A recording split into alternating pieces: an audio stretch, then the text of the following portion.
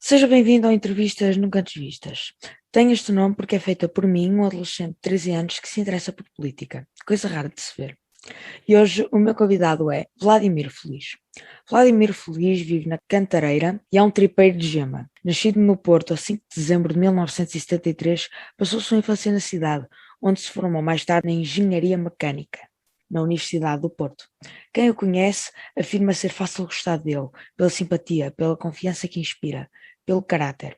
Foi, entre outras ocupações profissionais, engenheiro de programa na OGMA, Indústria Aeronáutica de Portugal, e presidente executivo da Fundação para a Divulgação da Tecnologia de Formação. É diretor de Pessoas e Tecnologias Digitais no Centro de Engenharia e Desenvolvimento, em Matosinhos. No Pelouro do Turismo da Câmara Municipal do Porto, viu a cidade ser eleita melhor destino europeu em 2012, numa estratégia que foi potenciada pela forte dinâmica cultural de lazer que engenhizou a cidade, pelo forte dinâmico cultural e de lazer que engenhizou a cidade para a juventude no âmbito autárquico em Portugal.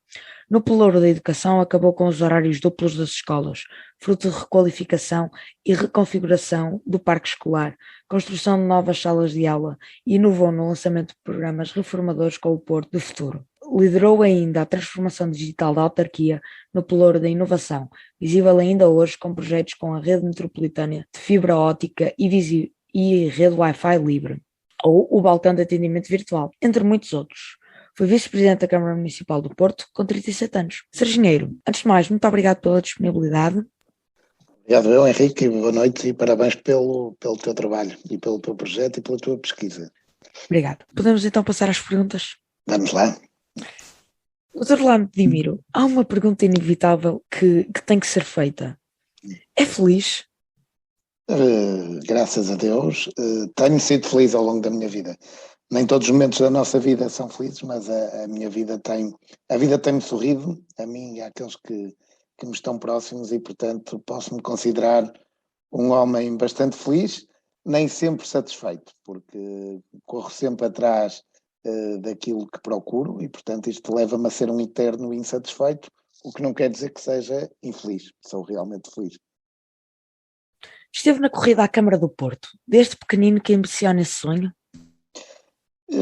Verdadeiramente não, é assim, é algo, eu interessei-me pela política um pouco mais tarde que tu, aí aos 15 anos, comecei a interessar-me essencialmente a ler jornais recorrentemente, a interessar-me muito pela questão política, mas a tecnologia, as máquinas, a inovação, os automóveis, os aviões sempre me seduziram mais, e os computadores, e portanto a política não estava no meu radar profissional, digamos, e talvez por isso eu tenha feito uma vida política, digamos, com algumas iterações, isto é, eu tive na minha vida profissional, fui participando politicamente, quer ao nível da JSD, quer ao nível do PSD, quer mais tarde ao nível da autarquia, equilibrando sempre ambos os lados da minha vida. Mais tarde tive um convite, depois de iniciar a minha vida profissional, para ser vereador, algo que eu nunca esperei na vida, e aí também muito convencido e apoiado pela minha mulher na altura, resolvi aceitar, e foi uma boa aposta, porque provavelmente, tendo eu feito muitas coisas interessantes na vida, o ser vereador e vice-presidente da Câmara do Porto, a cidade onde nasci, cresci, onde estudei, talvez tenha sido das coisas que mais prazer me deu na vida, em termos profissionais. Olhando para a última campanha eleitoral, o que faria de diferente para obter resultados mais expressivos nas autárquicas?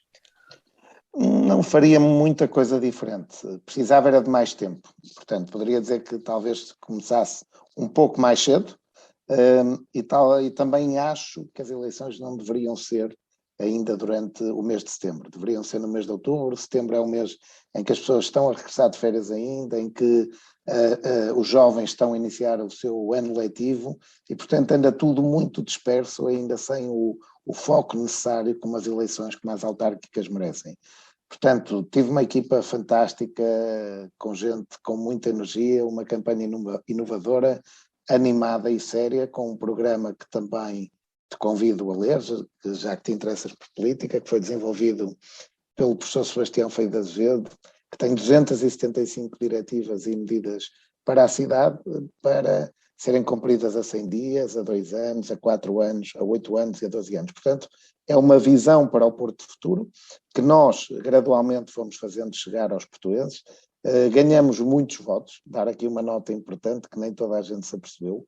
Nós, em termos absolutos, ganhamos o dobro dos votos de Carlos Moedas em Lisboa, só que o nosso adversário, o incumbente atual, não perdeu tantos votos como Fernando Medina. Portanto, foi um caminho que deu frutos, não deu os frutos que nós esperávamos, mas como eu dizia no fim desta campanha, a todos aqueles que me acompanharam e ainda acompanham, a viagem começa agora e, portanto, estamos prontos para os próximos 4 anos.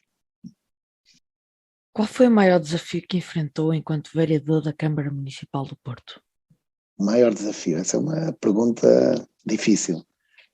O momento mais desafiante, sei lá, talvez tenha sido verdadeiramente a rede metropolitana de fibra óptica, a forma como a desenvolvemos primeiro muito no âmbito da Porto Digital e depois como trabalhamos toda a lógica de parcerias, nem sempre bem sucedida, como acontece em muitos projetos de inovação, e talvez isso tenha sido o desafio maior do ponto de vista das dificuldades que tive. Do ponto de vista da realização, os grandes eventos, como o Circuito da Boa Vista, como a Primavera Sound, como o Extreme Sailing Series, foram desafios muito interessantes. E a área da educação foi a área, digamos, que verdadeiramente mais me apaixonou, com projetos como o Porto Futuro, como o Crescer Interativo, que além de transformarem completamente o sistema educativo, o Porto Futuro foi uma parceria da Câmara com 18 empresas para as emparelhar com 18 agrupamentos de escola e também com a Academia da cidade, e o Crescer Interativo passou pela transformação digital das escolas, onde as equipamos com quadros interativos, e estamos a falar há praticamente 15 anos atrás, portanto não é algo recente, mas não só equipamos as escolas com tecnologias, como demos formação aos professores e como criamos também conteúdos digitais, para que a tecnologia acrescente valor ao processo e não seja meramente uma ferramenta de suporte. E como vice-presidente da Câmara do Porto? Como vice-presidente, digamos, passamos a ter mais visibilidade, mais responsabilidade, mais presença nos eventos, mas são comuns, porque acumulamos vice-presidente mantemos as nossas pastas na variação. Mas representar o Presidente da Câmara do Porto, e sendo o Presidente da Câmara do Porto na altura, Rui Rio, foi um grande desafio e uma grande responsabilidade. Portanto, acredito que tenha sido mais esse desafio da exposição. Eu, como disse, e quem me conhece sabe, eu sou muito mais de fazer do que de aparecer, e portanto essa exposição é algo que é sempre mais desafiante para mim, como foi esta campanha eleitoral. Não é? Qual será a primeira coisa que fará como vereador da Câmara Municipal do Porto? Há uma brincadeira que se faz sempre quando se faz essa pergunta, que é tomar posse. Mas a questão aí, nós temos 100 medidas para os primeiros 100 dias. Várias medidas, que agora eu terei que discutir com a minha equipa para percebermos como é que as vamos elencar para propor ao Executivo Municipal. Mas dar-te nota de que temos medidas muito importantes para tomar, como seja a redução da componente municipal de IRS, como seja a construção de creches, como seja o trabalhar as redes de cuidados para os mais velhos, os programas de envelhecimento ativo, mas eu diria assim, a primeira será pedir uma revisão da floresta de pinos que existe na cidade, para manter aqueles que são verdadeiramente necessários e eliminar os outros. Qual é a maior riqueza do Concelho do Porto? São os portuenses, sem dúvida. O património histórico e os portuenses. A riqueza de uma cidade são sempre as suas pessoas e as do Porto são especiais. A presidência do PSD está nos seus pensamentos? Não, de todo. Eu gosto muito da parte executiva da política, esta questão de trabalhar pelas pessoas. A política partidária, que eu já fiz e gostei, não é algo que me apaixone tanto. Acho que nunca se deve dizer nunca, mas não está no meu radar, nunca teve. E dificilmente estará nos próximos 10 anos. Quais são as vantagens que vê na interação intergeracional?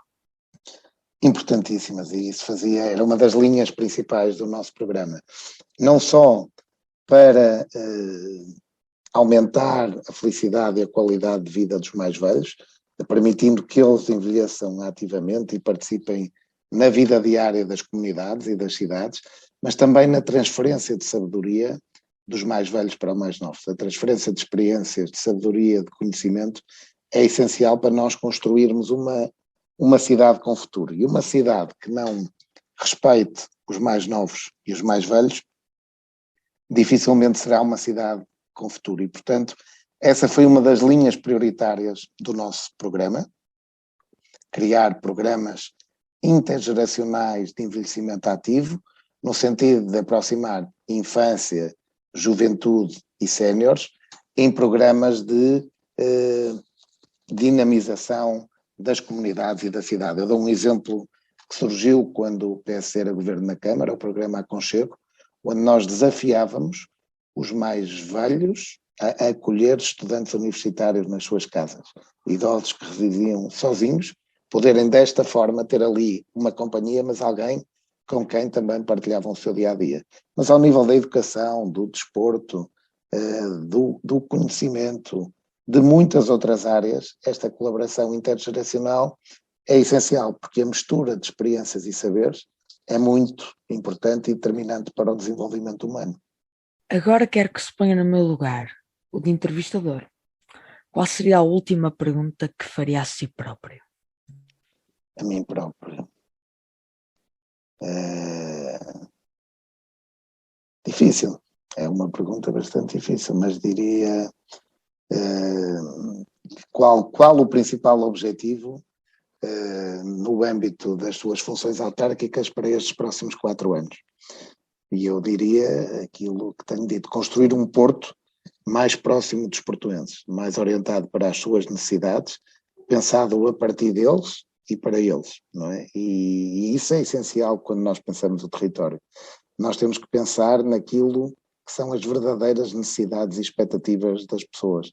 As pessoas, os portuenses, aqueles que vivem a cidade, aqueles que estudam na cidade, que trabalham na cidade, são os nossos clientes. E, portanto, em todas as camadas de gestão da cidade, na mobilidade, na habitação, no urbanismo, na segurança, no envelhecimento, na infância e juventude, aqueles por onde nós temos que começar são aqueles que nós vamos servir enquanto autarcas. E, portanto, o meu maior desafio é contribuir, uma vez que não ganhei as eleições e, portanto, não poderei implementar o meu projeto na sua plenitude, mas lutar todos os dias para que o Porto de hoje seja pior que o Porto daqui a 4 anos para os portuenses. Portanto, acrescentar aqui melhorias significativas à qualidade de vida dos portuenses, porque a nossa obrigação também, enquanto geração mais velha, é entregar uma sociedade melhor aos mais novos. Muito bem, Sr. Vladimiro. Muito obrigado por este tempo que teve comigo. Esperemos nos ver em breve.